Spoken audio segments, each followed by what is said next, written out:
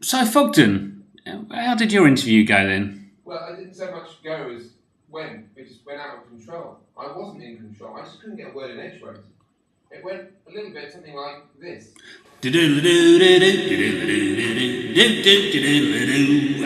Yes, good evening and welcome to Parkinson with me, Parky Michelson. Oh no, that's my Jewish brother-in-law. Yes, with me, Michael Parkinson, and very, very privileged tonight to have a very, very good show after last week's frankly awful show. But yes, and our guests tonight, they include the lovely Debbie Moore, Semi-Quaver and Full Nelson. But coming up before then, we have a man who needs no introduction.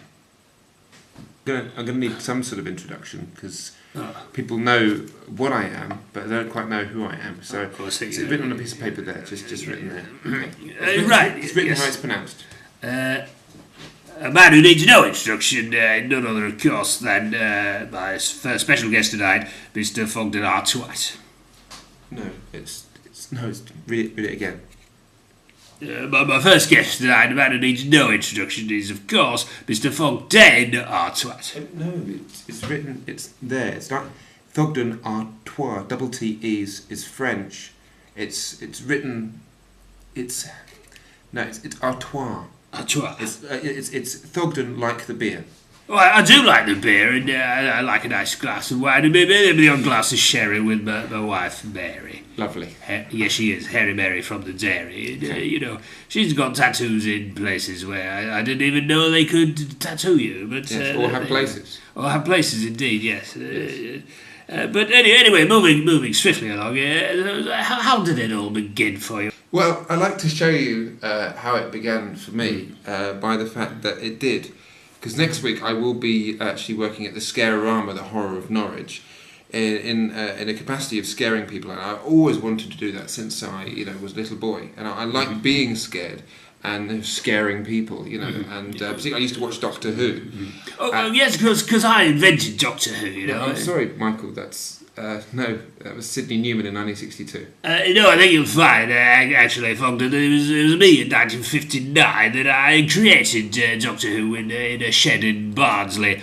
And using a system of weights and pulleys, I was able to fashion a time machine from a pigeon loft and some old packing crates. And, my Doctor Who, the Barnsley version, he would travel through time, sometimes going back, a complete second with his little assistant, who was a little 6-year-old blind girl from Sheffield called Blamond. Yes, and, it was just a fabulous time to be travelling. I'm glad to hear that you think that, Michael. Yes. It's great to hear someone like yourself sort of talking. Like myself, yes, I do like myself. In fact, I'm pretty much in love with myself, and Okay. yes. Well, I'm glad that you have that kind of necrophiliac kind of feel about yourself, because you're long dead there, Michael. I mean, in a complimentary way, to be honest. Yeah, I mean, like myself, I'm quite young and sprightly. Do you like yourself? Well, you have to sometimes. It makes you go blind. But the best thing is I'm not blind to my own talent.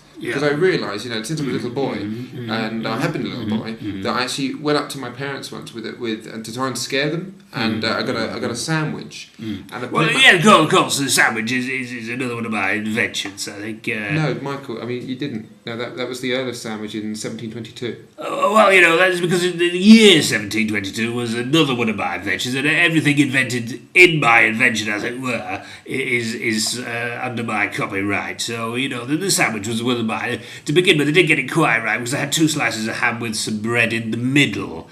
And I knew instinctively that something was missing. Butter, I think it was, yes. Oh, that's great. Here's to you, Mrs. Robinson. Yeah. Exactly, because there's no drink there, because it's a hollow gesture. I don't really believe you, Michael, but it's nice that you believe you, Michael.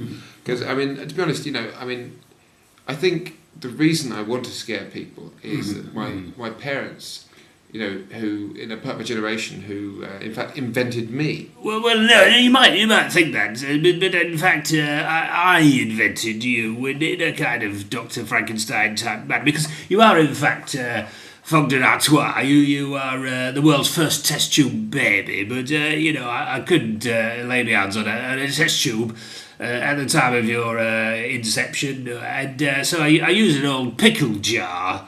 And I think the faint aroma of chutney still pervades you. And I relieved myself into the pickle jar, and then I used an egg from the lady next door. And when I say egg, I do mean egg, because she was half human, half hen, and she wasn't much to look about, but she did get up early in the mornings, yes.